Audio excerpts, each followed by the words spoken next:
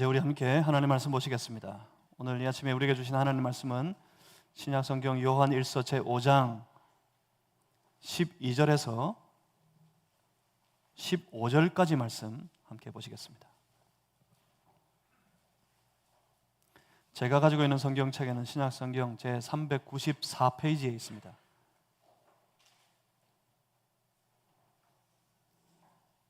요한 1서 5장 12절에서 15절까지 말씀. 오늘 예배를 드리기 위해 모인 우리 무리에게 허락하신 우리 살아계신 하나님의 말씀입니다. 요한일서 5장 12절에서 15절까지 말씀, 이 말씀을 저와 여러분이 나누어서 한 절씩 교독하시겠습니다. 아들이 있는 자에게는 생명이 있고 하나님의 아들이 없는 자에게는 생명이 없느니라.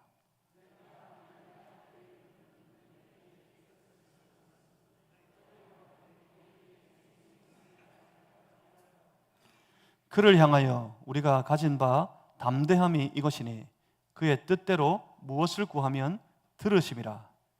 우리가 무엇이든지 구하는 바를 들으시는 줄을 안즉 우리가 그에게 구한 그것을 얻은 줄을 또한 아느니라. 아멘. 자, 잠시 기도하고 함께 말씀 받겠습니다. 살아계신 하나님, 그 거룩한 영광, 그 영광의 임재 가운데 나아갑니다. 말씀으로 우리를 찾아오셔서 그 말씀 가운데 주의 얼굴을 비추어 보여주시옵소서.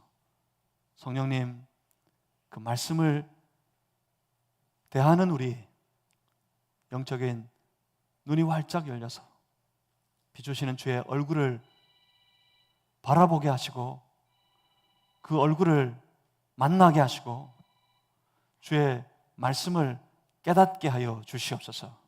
말씀 따라 살도록 우리를 인도하시고 도와주시고 새 힘을 주시옵소서. 성령이시여 우리 가운데 역사하여 주옵소서. 예수 그리스도 이름으로 기도하옵나이다. 아멘.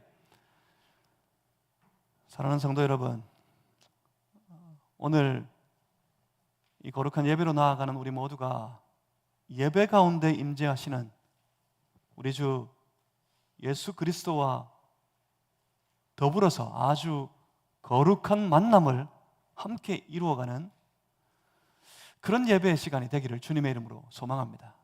예수님 만나시길 바랍니다. 우리 앞뒤 좌우 보시고 한번 그렇게 인사하겠습니다. 예수님 만납시다. 예수님 만납시다. 예수님과의 만남은 우리 육체의 눈으로 이루어지는 것이 아닙니다. 예수님과의 만남은 우리 마음속에서 이루어집니다. 예수님 어디서 만납니까? 우리의 마음속에서 만납니다. 주님은 우리의 마음으로 찾아오시니까요.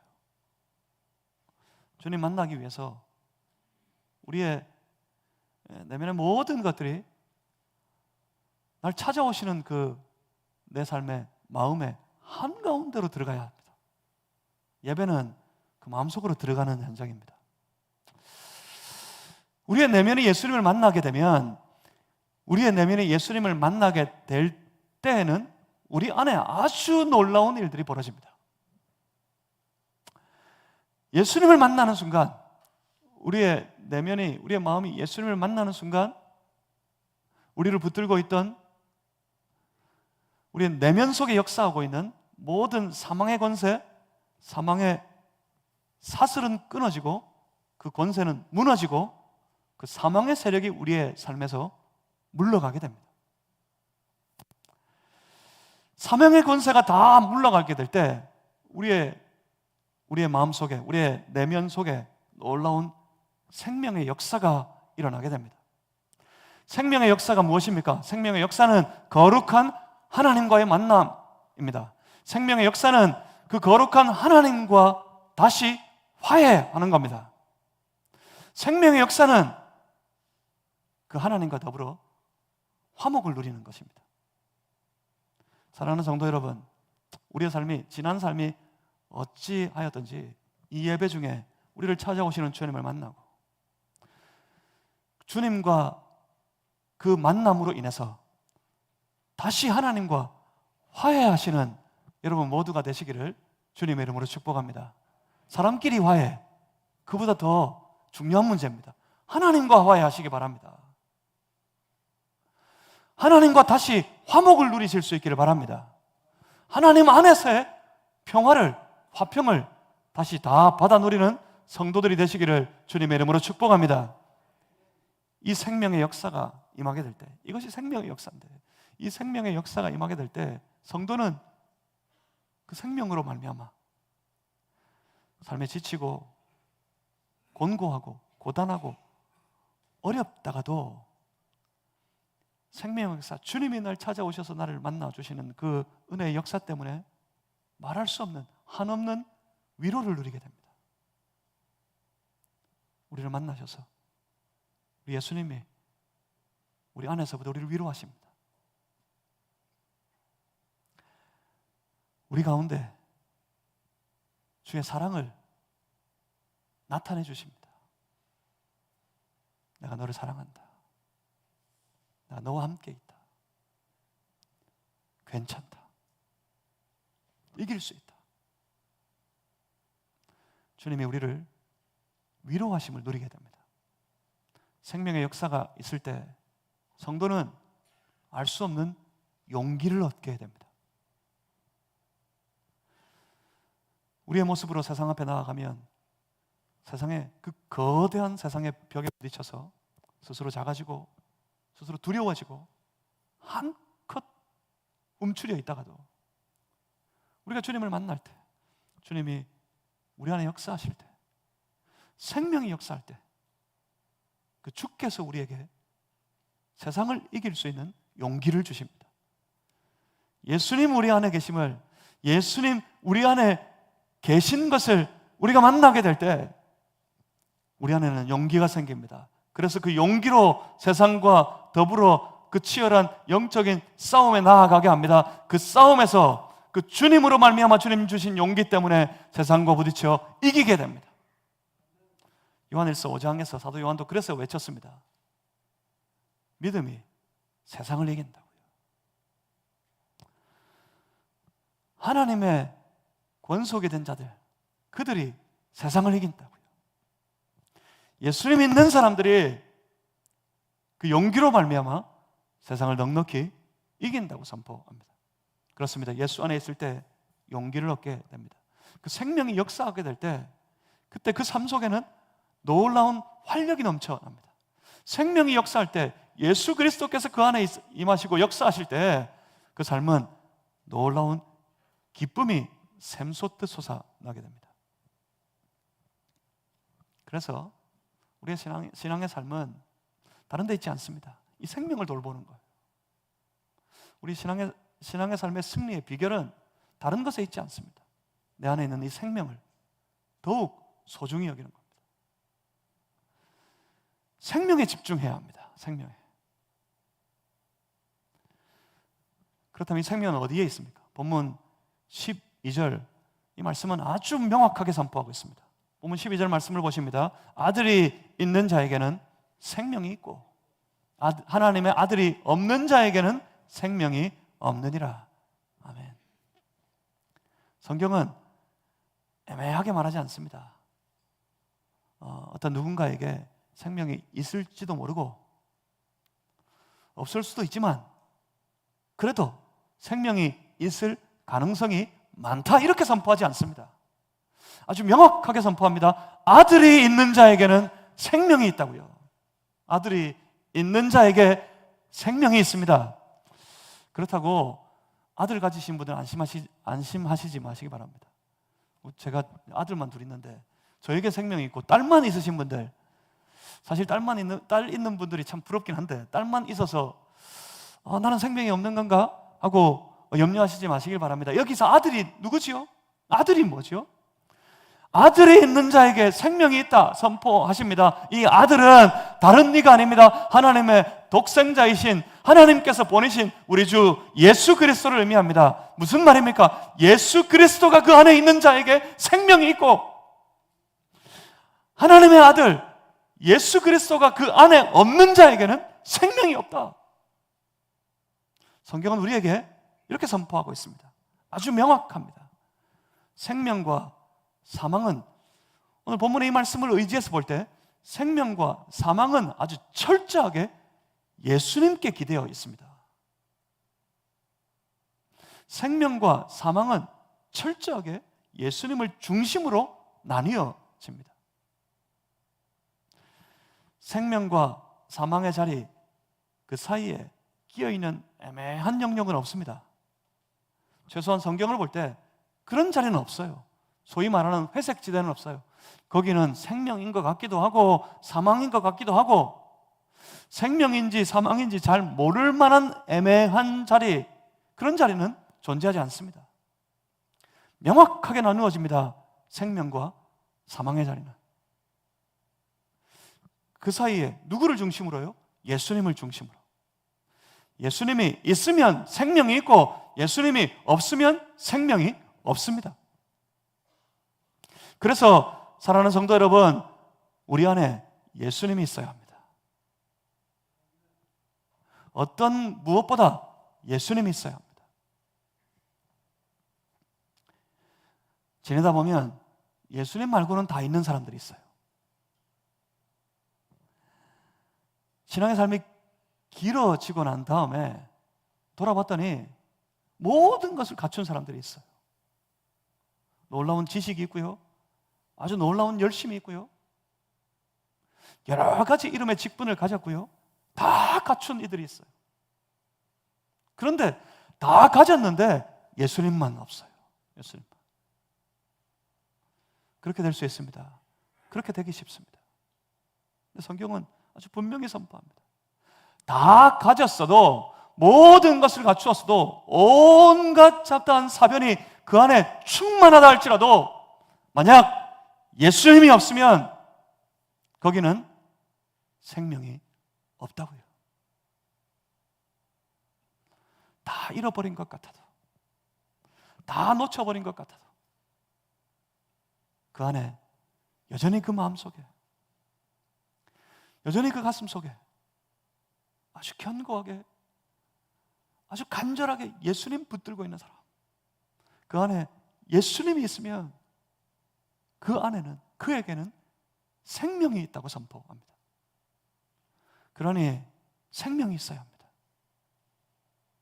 다른 어떤 것들이 있거나 없거나 간에 무엇보다 여러분 마음속에, 여러분의 심령 속에 예수님이 있어야 합니다. 여러분 어떻습니까? 여러분 안에 예수님이 있습니까? 여러분, 사랑하는 성도 여러분, 하나님의 거룩한 자녀라고 불려지시는 성도가 되신 여러분, 여러분 안에 예수님이 있습니까? 예수님이. 여러분 마음속에, 다른 데 아니에요. 다른 데서 발견할 수 없어요. 손끝에서 발견할 수 없고요, 우리의 발바닥에 새겨놓을 수 없습니다. 다른 데 있지 않아요.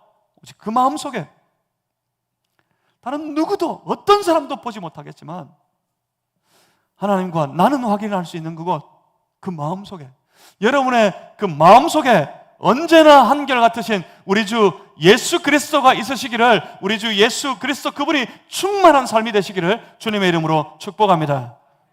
그들에게 이 말씀을 전하는 겁니다. 그들에게. 본문 13절입니다. 내가 하나님의 아들의 이름을 믿는 너희에게 이것을 쓰는 것은. 누구에게 쓴다고요? 하나님의 아들의 이름을 믿는 너희에게 이것을 쓴다. 짧게는 5장, 크게는 요한일서 전체, 사도 요한에 전했던 모든 말씀, 그 말씀을 너희에게 전하는 것은 누구에게요? 하나님의 아들을 믿는 너희에게라고요. 예수 그리스도이심을 온갖 사변으로 부인하는 저들을 향해 선포하는 말씀이 아닙니다. 하나님의 아들의 이름을 믿는 너희, 그러니까 남아있는 교회들에게 이 말씀을 전하는 것입니다. 교회들에게요. 그러면 돌아봤더니 우리가 교회 아닙니까? 여러분 어디 교회에 있습니까? 우리가 교회입니다. 우리가. 앞뒤 좌우 보시고, 날도 더운데 우리 조름도 깨실 겸 한번 인사하겠습니다. 우리가 교회입니다. 제1교회? 마산제일교회 어디 있어요? 여기 있어요. 여기. 우리가 제일교회입니다. 한번 인사하시겠습니다. 시작. 그 교회들에게 선포한 말씀, 내가 너희에게 쓰는 것이다 하신 말씀이라면, 예수 그리스도를 믿고 따르는 그 교회들에 대한 문제라면, 이 말씀은 오늘 우리에 관한 문제입니다. 교회된 우리에게 주시는 말씀입니다. 우리가 소유한, 우리가 가지고 있는 예수 그리스도에 대한 믿음에 관한 문제입니다. 믿음이 있는 성도들에게 이 말씀을 전하는 것이라고 말씀하셨다면, 오늘 이 말씀은 우리가 읽어야 할 말씀이란 말입니다. 이것을 쓰는 것은 무엇 때문이었습니까? 본문 13절의 말씀을 다시 이어서 보겠습니다. 내가 하나님의 아들의 이름을 믿는 너희에게 이것을 쓰는 것은 무엇 때문에요? 너희로 하여금 너희에게 영생이 있음을 알게 하려 함이라. 뭐가 있음을요? 영생이 있음을, 다시 말하면 생명이 있음을 알게 하려고, 너희에게 생명이 있음을 다시 깨우치게 하려고 내가 이것을 너희에게 쓴다. 사도 요한은 선포하고 있습니다. 너희에게 생명이 있음을 알게 하려고 썼답니다. 왜 그랬을까요? 왜냐하면 잊어버렸으니까. 교회가 여전히 교회인데 오랜 시간이 지나면서 여러 가지 어려움을 겪으면서 갖은 사변 때문에 교회가 혼란을 겪고 큰 아픔을 겪고 있으면서 잊어버렸어요. 다른 게 아니라 그들 가운데 생명이 있음을 잊어버렸어요. 우리가 생명 가진 자라는 사실을 잊어버렸어요. 생명이 희미해지면, 다시 말해서 생명이 뭐죠? 하나님과의 관계예요. 하나님과 연결된 거룩한 관계가 생명입니다. 이 생명이 희미해지면, 이 관계의 삶이 희미해져 버리면 우리 신앙의 삶은 아주 냉랭해진다고 그랬습니다. 아주 메마르게 된다고 그랬어요. 생명 중심의 신앙, 그러니까 하나님과의 관계 중심의 신앙생활을 하는 동안에는 그 신앙은 활력이 넘쳐나게 되어 있습니다. 그 신앙의 연조, 신앙의 연수가 어찌 되었든지 간에 그 신앙이 생명 중심의 신앙일 때, 하나님과의 관계 속에서 예수님 만나고 주님 만나는 게 좋고, 주님 더 만나고 싶고, 그래서 말씀 묵상하기를 사모하고 말씀 듣기를 사모하고 기쁨으로 주님께 감사하고 찬송하고, 이 관계 중심, 하나님과의 관계 중심, 생명 중심의 신앙을 살아가는 동안에는, 살아가는 그 사람은 항상 신앙 안에 활기가 차요. 활력이 넘쳐납니다. 그런데 생명 말고 딴 데 신경 쓰기 시작할 때 그 신앙은 곧장 메마르게 됩니다. 아주 냉랭하고 건조해져 버리게 됩니다. 그래서 선포합니다. 이것을 쓰는 것은, 지금 이 교회 모든 혼란과 어려움의 출발은, 이유는 말도 안 되는 사변을 가진 이단과 같은 무리들이 들어온 데서부터 시작된 게 아니었어요. 그들의 신앙이 점점 시간이 갈수록 메마르게 되고 냉랭해져 가는 것 때문에 시작된 거예요. 그들 냉랭해져 버린 메마른 그들 가운데 이단에 선포하는 말도 안 되는 사변이 늘어놓아지니까 사람들이 그 말 때문에 말도 안 되는 그 말에 현혹이 되어져서 의심하게 되고 이 모양 저 모양으로 나누어지고 혼란을 겪게 된 거였어요. 그래서 이 노사도는 이렇게 선포합니다. 내가 이것을 너에게 쓰는 것은, 믿음이 있는, 하나님의 아들을 믿는, 주 예수 그리스도를 믿는 믿음이 있는 너희에게 이것을 쓰는 것은, 이것을 쓰는 이유는 무엇 때문에요? 다시 생각하라고, 다시 깨우쳐라고, 다시 주목하라고. 무엇이에요? 그 생명의, 그 영생의, 너희로 하여금 너희에게 영생이 있음을 알게 하려고. 메마른 신앙이 다시 생명을 주목하기 시작하게 될 때, 그때 그의 내면에서부터 영적인 활력이 다시 깨어나기 시작합니다. 메말랐던 신앙이 다시 생명을 주목하게 될 때, 생명 중심으로 신앙의 삶을 다시 세워가기 시작할 때, 그 안에 그의 신앙의 영역에, 신앙의 삶에 다시 놀라운 활력이 깨어나기 시작합니다. 여러분, 이걸 뭐라고 부르는지 아세요? 이게 뭘까요? 이 본당 안에 답이 있습니다. 이게 뭘까요? 그게 바로 부흥입니다. 부흥은 메말랐던 신앙의 영적인 활력이 다시 깨어나는 역사, 이걸 부흥이라고 부릅니다. 지금 사도 요한이 생각할 때 지금 교회에 부흥이 필요했던 거예요. 부흥이. 메마르고 냉랭한 신앙 가운데 여러 가지 환난이 덮쳤을 때 교회가 어려움을 겪고 여러 모양으로 고통을 당하고 있는 그 현장 가운데, 그 현장을 보면서 사도 요한은 그 교회에 부흥이 필요하다고 생각했던 겁니다. 지금 저들에게는 부흥이 필요했습니다. 그리고 돌아보면 오늘 이 땅의 교회들에게, 그리고 오늘 우리들에게 이 부흥이 필요합니다. 부흥은 어디에 필요합니까? 부흥은 예수를 모르는 사람들에게 우선 일어나는 역사가 아닙니다.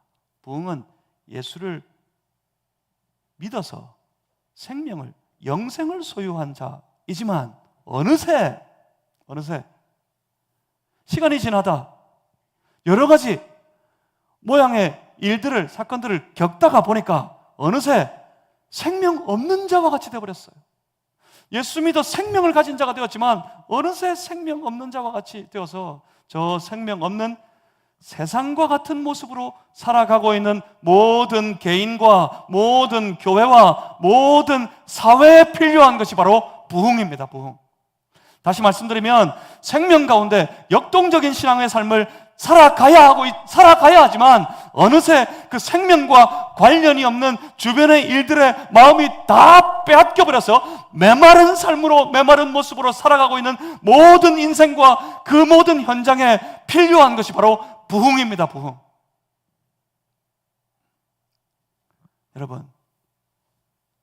여러분에게 부흥이 필요하지 않습니까? 여러분, 우리 교회 부흥이 필요하지 않습니까? 이 땅의 교회와 이 땅의 모든 믿는 자들의 가슴에 이 부흥이 필요합니다. 부흥은 역동적인 신앙의 생명력을 잃어버린 곳에 필요합니다. 그렇기 때문에 부흥은 영적인 각성에서부터 시작됩니다. 생명을 소유한 자이지만 마치 생명 없는 자처럼 살아가고 있는 자신의 모습에 대해, 자신의 신앙에 대해 각성하는 것에서부터 부흥은 시작됩니다. 다시 말씀드리면 세상과 같이 된 내 마음을, 세상처럼 되어버린 내 신앙의 삶을 스스로 깨닫는 것에서부터 시작된다는 말입니다. 스스로 깨닫는 것, 그 각성이 필요합니다. 그래서 부흥운동을 다른 말로 대각성운동이라고 부르는 겁니다. 놀라운 부흥의 역사가 있었다 할 때 다른 말로 거기 대각성운동이 일어났었다, 그렇게 말합니다. 부흥운동과 대각성운동은 같은 말입니다. 그런데 엄격히 따져보면 이 각성 자체가 부흥은 아닙니다. 이 각성에서부터 부흥이 시작됩니다.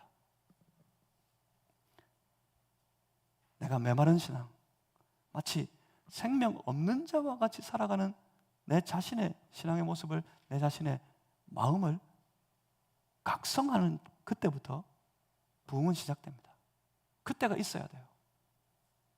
어쩌다가 다 잃어버린, 생명을 다 잃어버린 사람처럼 살아가고 있는 내 모습, 그 모습 가운데 어느 순간 탁 하고 깨어나는 순간이 있어야 합니다. 그렇게 깨어나지 않으면 소망이 없어요. 내가 내 자신의 모습을 각성하는 순간이 있어야 돼요. 주의 성령께서 그 마음을 만지실 때 이 각성이 일어납니다. 어쩌다가 내가 다 잃어버렸을까? 내가 왜 이렇게 되었을까? 그 각성에서 부흥의 역사가 일어나기 시작합니다. 그리고 그 각성한 마음에 주의 성령이 놀라운 은혜를 부어주십니다. 바로 그 은혜의 역사가 바로 회개의 영입니다. 각성한 마음에 주의 성령께서 회개의 영으로 임재하시고 역사하시게 됩니다. 메마른 신앙의 모습, 저 세상처럼 살아가는 죄악된 내 모든 삶의 모습을 하나님 앞에 처절하게 엎드려서 통렬하게 회개하는 회개를 쏟아 붓게 됩니다. 이것이 바로 부흥의 과정입니다. 부흥은 필연적으로 이 과정을 지나가야 합니다. 내 신앙의 현재의 모습을 각성하게 되고요. 그 각성한 마음에 하나님께서 회개의 영을 부어주시고요. 회개의 영이 임했을 때 그 입술로 자신의 연약하고 처절한 죄악된 모습을 다 쏟아붓는 회개가 나타나게 되고요. 그 회개로 인하여서 그 마음은 새로워집니다. 이것이 부흥으로 나타나는 필연적인 과정이에요. 회개의 영이 부어지지 않고 부흥이 있었던 곳은 없습니다. 우리 한국의 대부흥 운동의 때에도 가장 먼저 이 회개의 영이 부어져서 그 온 동네 사람들이 이 복음 앞에서 회개하는 놀라운 일들이 벌어졌었어요. 회개의 영이 부어지지 않은 부흥은 거짓일 수 있습니다. 그러니까 각성하고요. 각성으로 시작된 부흥은 회개의 과정을 거치게 되어 있고요. 그리고 회개한 마음, 이 회개한 마음이 문제입니다. 우리가 하나님 앞에 회개를 쏟아 부었을 때 우리 안에 있던 세상 권세는, 우리 안에 가득 어느새 밀려 들어와 있던 이 세상의 세력은 그 회개로 말미암아 완전히 삶에서 쓰러져 나가게 되어 있습니다. 그리고 세상의 권세가 다 물러간 그 자리에 신앙의 놀라운 활력이 깨어납니다. 영적인 활력이 넘쳐나게 됩니다. 다 냉랭하고 식어져 버렸던 그 마음이 다시 영적으로 일어나서 활력이 넘쳐나는 모습으로 세워진 것, 그렇습니다. 거기 부흥이 임한 것입니다. 그것이 바로 부흥입니다. 우리에게 이런 부흥이 임하기를 원합니다. 우리 교회가 44주년을 맞이합니다. 길다면 참 길고요, 짧다면 또 참 짧은, 아직은 청춘의 시절인 것 같아요. 우리 노회 이제 여러 목사님들하고 만나서 교제할 때 한번 제가 그렇게 말한 적이 있습니다. 우리 교회가 44주년을 맞이합니다. 우리 교회가 아주 전통 있는 교회입니다. 그랬더니 옆에 있는 목사님이 그럽니다. 44년이나, 마산제일교회가 40년이나 넘었어요? 그래요. 그래. 그 교회에 비하면 우리 교회가 참 오래된 교회, 전통 있는 교회예요. 그랬더니 앞에 있던 목사님이 그럽니다. 뭔 40년 가지고 우리 교회는 70년입니다. 그래요. 그래서 제가 꼬리를 내렸어요. 70년 앞에서, 그 오랜 전통 앞에서 꼬리를 내렸어요. 그랬더니 저 끝에 있던 목사님이 뭔 70년 가지고 우리는 100년입니다. 100년. 그래요. 길다면 길고 아직은, 짧다면 아직 청춘입니다. 44년의 시간을 지내면서 여러분의 신앙은 안전합니까? 우리 공동체의 신앙은 안전합니까? 우리 안에 무엇이 있습니까? 우리 안에 생명이 있습니까? 우리 안에 생명력이 있습니까? 다시 부흥을 간절히 외치는 것은 다시 이 신앙의 활력이 깨어나기를 소망하는 마음 때문입니다. 그렇습니다. 생명이 우리 안에 있음을 알게 될 때, 다시 생명을 주목하기 시작할 때, 생명 없었던 우리 자신의 연약한 모습을 각성하고 주님 주시는 회개의 마음 때문에 회개를 쏟아붓고, 그래서 세상의 모든 잡다한 사변을 다 내 마음에서 밀어내고 주 예수 그리스도의 이름으로 충만하게 될 때 다시 일어나게 될 거예요. 다시 활력이 넘쳐나게 될 거예요. 진정으로 다시 부흥하게 될 것입니다. 우리가 누구라고요? 우리가 생각해야 합니다. 정신을 바짝 차리고 스스로 자신을 돌아봐야 합니다. 우리가 누구라고요? 우리는 영생을 가진 사람들입니다. 오늘 성경이 우리에게 이것을 알려주고 있습니다. 너희에게 영생이 있음을 알게 하려고, 우리에게 영생이 있음을 여러분 기억하시길 바랍니다. 우리는 누굽니까? 영생이 있는 사람들입니다. 다시 말하면 생명을 가진 사람들입니다. 다시 표현하면 우리 안에 예수님을 소유한 사람들이란 말입니다. 다른 거 아닙니다. 예수님이 있으면 즐겁습니다. 예수님이 있으면 기쁩니다. 그 안에, 생명 안에 있는 성도는, 생명 가운데 살아가는 성도는 활력이 넘치고요, 기쁨이 넘치고요, 언제나 즐겁습니다. 여러분 삶에 이걸 경험하셨으면 좋겠어요. 여러분 삶 속에서 이 찬송을 경험하셨으면 좋겠어요. 이 찬송을 불러보시기는 하셨을 텐데, 여러분 이 찬송을 경험해 보십니까? 여러분 이 찬송을 경험하고 계십니까? 예수 안에 있는 우리 한량없이 즐겁고, 뭡니까? 예수 안에 있는 우리 한량없이 즐겁고, 딴 것 때문에 즐겁지 않아요. 예수님 안에 있는데 그것 때문에 즐거워. 다른 것 때문에 기쁘지 않아요. 내 안에 예수님 계신 것 때문에 나는 기쁘고 나는 즐거워요. 여러분 신앙이 이거 아닙니까? 신앙이 기도했더니 일확천금을 얻어가지고 그 일확천금으로 말미암아 즐겁고 기뻐하고 행복해하는 것이 신앙입니까? 신앙이 그런 거 아닙니까? 신앙은 내게 주어진 것은, 내게 있는 것은 그 어떤 것도 아무것도 아니고 내 안에 계신 예수 그리스도, 그 예수님이 가장 소중하고, 내 안에 계신 예수 그리스도, 그분을 가장 소중하게 붙들었더니 그 예수님이 날 위로하시고, 그 예수님이 나에게 용기를 주시고, 그 예수님 때문에 삶의 활력이 넘쳐나고, 그래서 고백하는 말, 예수 안에 있는 나, 예수 안에 있는 우리 한량없이 나는 즐겁습니다. 나는 기쁩니다. 제발 여러분의 삶 속에 이 찬송이 느껴지실 수 있기를 바랍니다. 영생이 뭐라고요? 생명이 뭡니까? 생명은 예수님이 그 안에 있어서 다시 하나님과 연결된 삶을 살아가는 것, 이것이 생명이라고 그랬습니다. 영생은 하나님과 연결입니다. 영원토록 연결된 삶, 그것이 영생입니다. 그러니까 생명은, 영생은 하나님과의 관계입니다. 하나님과의 관계 안에 있을 때 우리는 놀라운 역사를 경험하게 됩니다. 우리는 놀라운 능력을 가지게 됩니다. 하나님과 연결된 관계 속에 살아가고 있는 교회이기 때문에, 저들이기 때문에, 우리이기 때문에 다음에 이 말씀이 이어지는 거예요. 놀라운 말씀이 선포됩니다. 지금 우리 가운데 이 놀라운 역사가, 놀라운 일들이 나타나게 되는 겁니다. 본문 14절 말씀을 함께 한번 읽어봅니다. 14절 찾아서 우리 다 같이 읽겠습니다. 시작. 그를 향하여 우리가 가진 바 담대함이 이것이니 그의 뜻대로 무엇을 구하면 들으심이라. 아멘. 놀랍지 않습니까? 생명이 있는 사람들, 그 안에 예수님 가진 사람들, 예수 안에 있어서 영원한 생명을 소유한 사람들에게 담대함이 하나 있어요. 그들이 가진 담대한 것이 하나 있어요. 그 담대함이 무엇입니까? 바로 하나님께 구할 수 있다는 겁니다. 세상에 나가서 볼 때는 아무것도 아닌 것 같은데, 나 자신이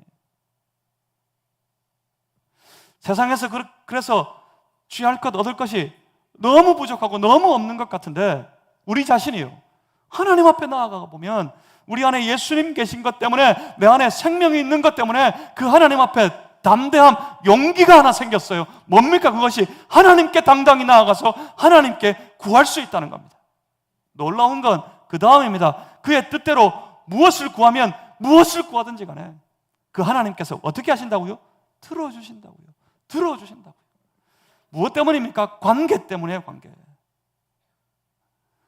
기도가 응답받는 삶을 살려면 이 관계가 살아있어야 돼요.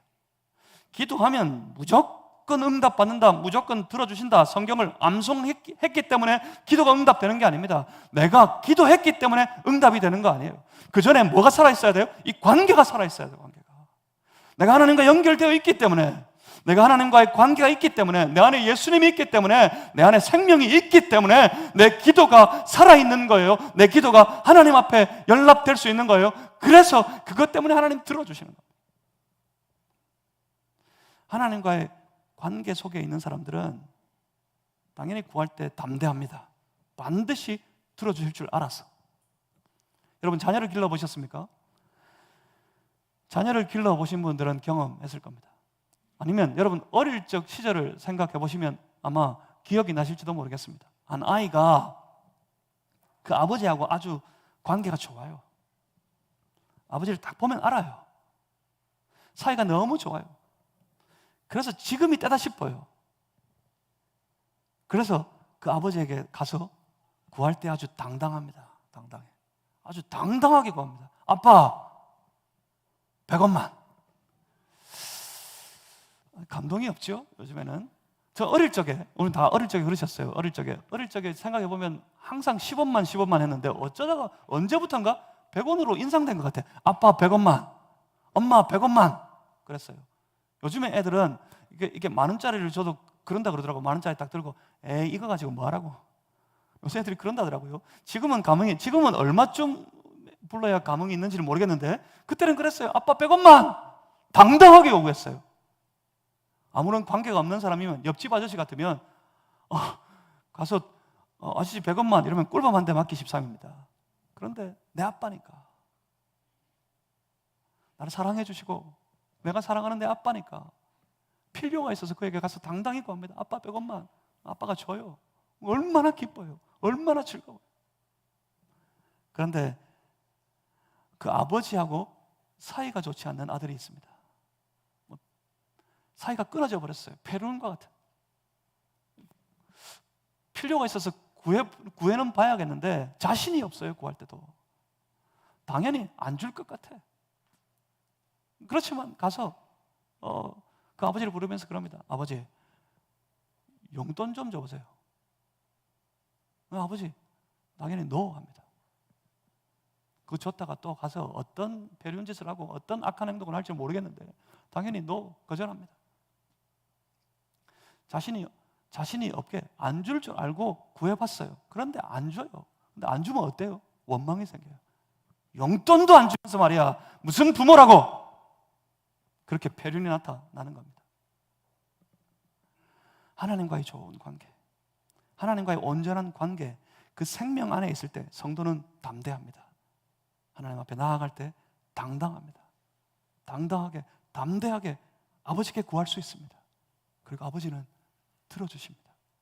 아버지는 그렇습니다. 그 관계 속에서 아버지의 말씀을 듣고 아버지의 기쁨을 구하며 살아가는 그 아들에게 아버지는 자기가 할 수 있는 모든 것들을 다 동원해서 그 아들을, 그 자녀를 도와줍니다. 그래서 아들은 알아요. 그 아들은, 생명이 있는 아들은, 생명이 있는 자녀들은 알아요. 아버지께 담대히 나아가서 구할 때 다 안다고요. 보면 15절 말씀입니다. 15절도 같이 한번 읽겠습니다. 15절 함께 읽습니다. 시작. 우리가 무엇이든지 구하는 바를 들으시는 줄을 안즉 우리가 그에게 구한 그것을 얻을 줄을 또한 아느니라. 아멘. 14절과 15절 이 말씀은 기도에 관해서, 기도 응답에 관해서 아주 유명한 말씀입니다. 하지만 이 말씀은 아주 단순히 우리가 기도하면 다 들어주신다 하는 기도 응답의 확신에 국한되는 그런 말씀은 아닙니다. 돌아보면 사실 이것보다 더 크고 위대한 말씀이에요. 이 말씀은 예수 그리스도가 그 안에 있는 사람, 예수 그리스도가 그 안에 있어서 생명을 얻은 사람, 생명이 있는 사람, 생명이 있는 그 사람들은 완전히 예수님께 의지하고 완전히 예수님께 의존된 그런 삶을 살아야 한다는 말씀입니다. 생명이 있는 그 사람이, 그 안에 예수 그리스도를 소유한 그 사람이 온전히 주님께만 의지하게 될 때 그 주님께서는 그의 모든 삶을 받으시고 그의 의존된 모든 인생을 그 주가 다 맡으시고 하늘과 땅의 모든 권세를 다 동원해서 그의 삶을 인도해 가신다 하는 말씀입니다. 이런 놀라운 일들이 벌어집니다. 누구에게요? 언제요? 바로 생명을 가지게 되었을 때. 누구에게요? 그 생명 있는 사람들에게, 그 안에 예수 그리스도를 소유한 그 사람들에게 이 놀라운 일들이 벌어집니다. 아버지께 의지하면 아버지는 들어주시고 아버지께 구하면 아버지께서 응답해 주시고 이 놀라운 관계 속에 살아가는 그런 삶이 될 수 있다는 말입니다. 그래서 뭐가 중요합니까? 그래서 뭐가 있어야겠습니까? 이 모든 일들이, 이 놀라운 일들이 뭐 때문에 벌어졌다고요? 바로 생명 때문에 벌어진 일이라고요. 생명이 있기 때문에 나타나는 놀라운 일들이란 말입니다. 그래서 뭐가 중요합니까? 생명이 중요합니다. 우리의 신앙의 삶에 뭐가 중요합니까? 바로 이 생명이 중요합니다. 그렇기 때문에 매일 우리 신앙의 삶 속에서 우리가 주목해야 될 것이 있는데, 내 안에 있는, 여전히 내 안에 역사에 계신 우리 주 예수 그리스도, 주 예수 그리스도로 말미암아 내 안에 주어진 그 생명, 그 생명의 삶을 매일매일 돌보아야 돼요. 하나님과의 아주 친밀한 관계 속에 내가 잘 살아갈 수 있도록 이 생명의 삶을, 생명 중심의 신앙을 돌아보아야 합니다. 돌보아야 합니다. 이 신앙의 삶을 케어해야 됩니다. 사랑하는 성도 여러분, 우리가 그런 사람들이에요. 우리가, 딴 사람들 말고 바로 우리가 그런 사람이에요. 우리에게 영생이 있음을, 우리에게 생명을 주셨음을, 우리가 생명을 가진 자, 소유한 자가 되었음을 기억하는 성도들이 다 되시기를 주님의 이름으로 축복합니다. 다른 모든 사변들 다 물리치고 오직 우리 안에 있는 이 생명 중심의 신앙의 삶을 살아가는 우리 교회가 되기를 주님의 이름으로 소망합니다. 다시 생명을 주목하게 될 때 우리 안에, 우리의 신앙의 내면에 활력이 넘쳐나게 될 겁니다. 기도하겠습니다. 살아계신 아버지 하나님, 우리 주 예수 그리스도로 말미암아 얻게 된 이 관계, 이 거룩한 생명의 관계를 우리 항상 기억하고, 우리에게 영생이 있음을, 우리가 생명을 소유한 자 되었음을 항상 기억하고, 그 생명 중심의 뜨거운 신실한 신앙의 삶을 잘 살아가는 우리가 되게 하여 주시옵소서. 그 생명의 기억을 잊어버리고 메마른 신앙의 삶을 살아가고 있는 모든 인생마다 놀라운 부흥의 역사가 일어나게 하여 주시옵소서. 주여 우리 안에 함께 해 주시옵소서. 예수 그리스도 이름으로 기도하옵나이다.